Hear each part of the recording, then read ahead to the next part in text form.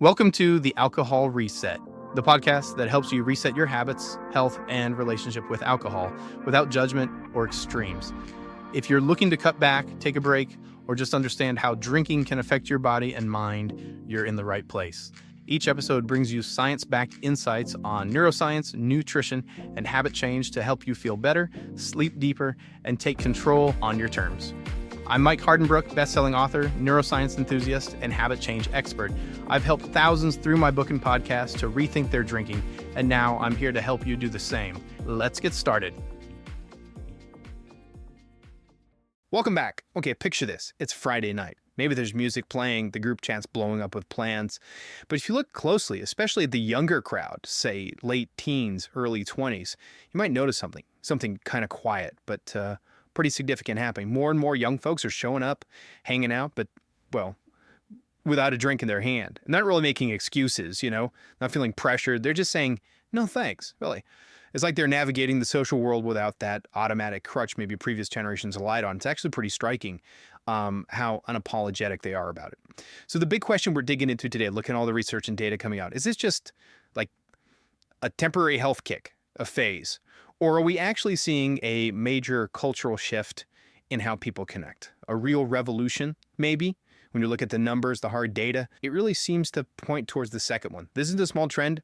It's accelerating.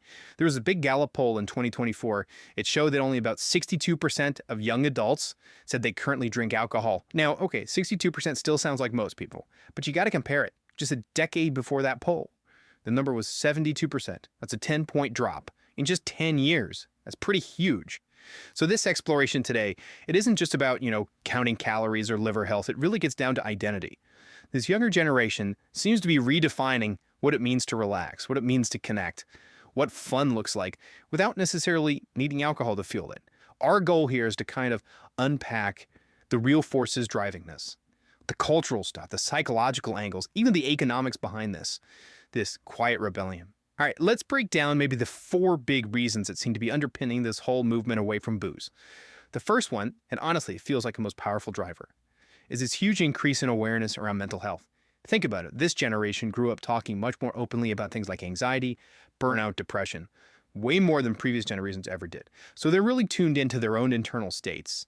And they seem acutely aware that alcohol, well, yeah, it might offer that quick hit of relief, that social ease for a bit, but it actually tends to make those underlying mental health issues worse in the long run. The science is there, and a lot of them know it. Alcohol messes with your brain chemistry. It boosts GABA, which calms you down while you're drinking. Sure.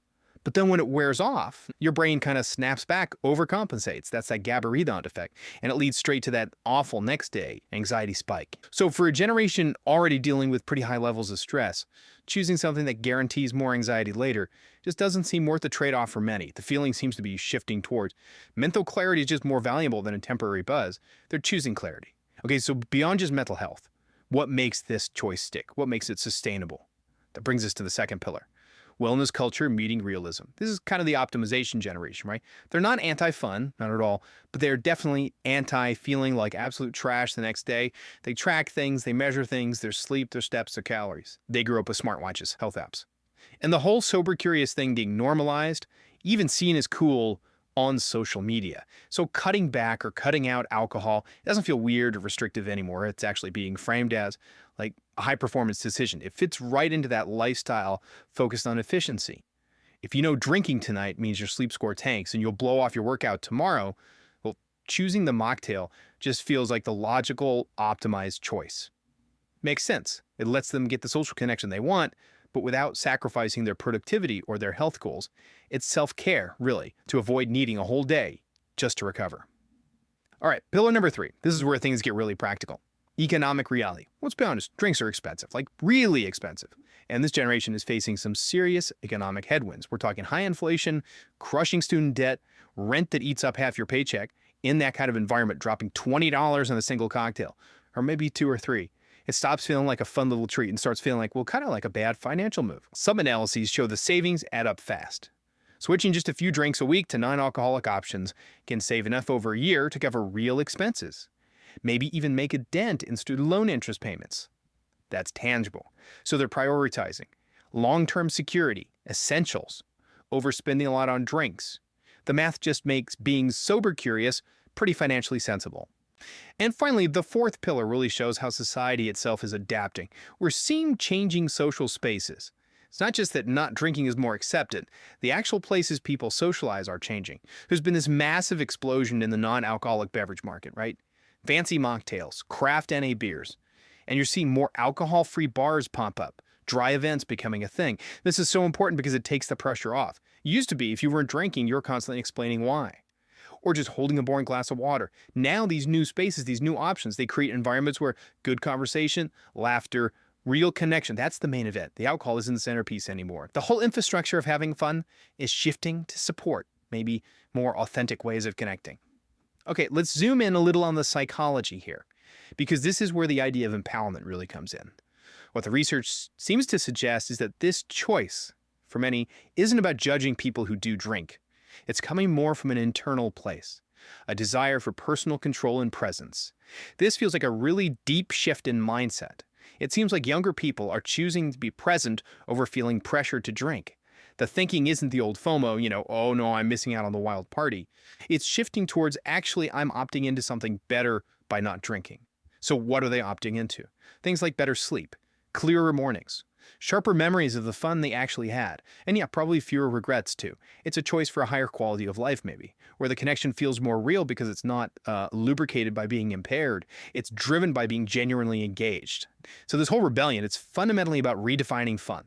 Fun doesn't have to equal intoxication anymore. It can equal genuine connection, authenticity. Now I want to get practical for a second here, especially for those of you listening who might be trying this sober curious thing, or maybe just consciously dialing back how much you drink.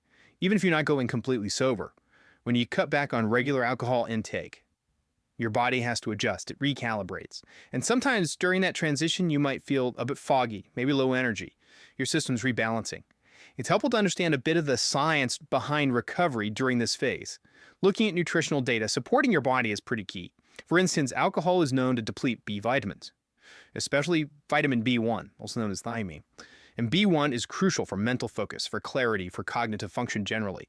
It helps your brain get energy from food. So replenishing that B1, maybe with something like benfotiamine, which is a more absorbable form, can often really help clear up that brain fog and speed up recovery.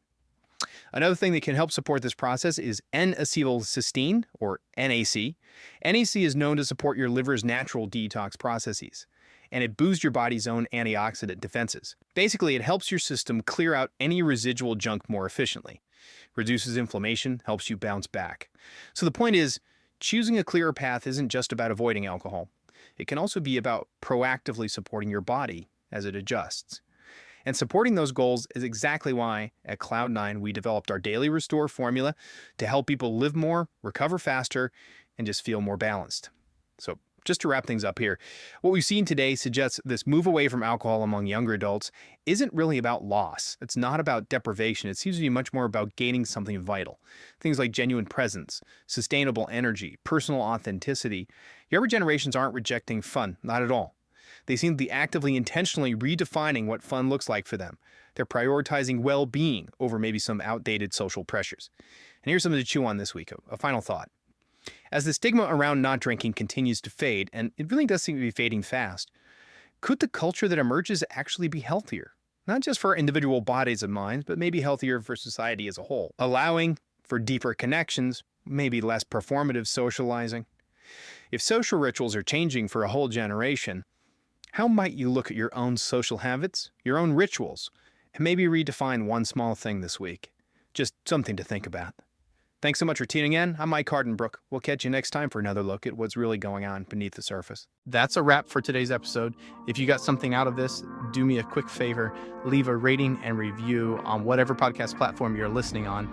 It helps keep the show going and would mean the world to me. Got ideas, comments, or questions? Shoot me an email at mike@trycloud9.com. I'd love to hear from you. And if you're looking for extra support, check out Cloud9, makers of Daily Restore, a once-a-day supplement to support your body from alcohol's effects, and Rise and Unwind AM/PM, a 24-hour combo to curb cravings, balance mood, and improve sleep when taking a break. Go to trycloud9.com and use the code PODCAST to save 15% on your next order. Thanks for listening, and I'll catch you next time.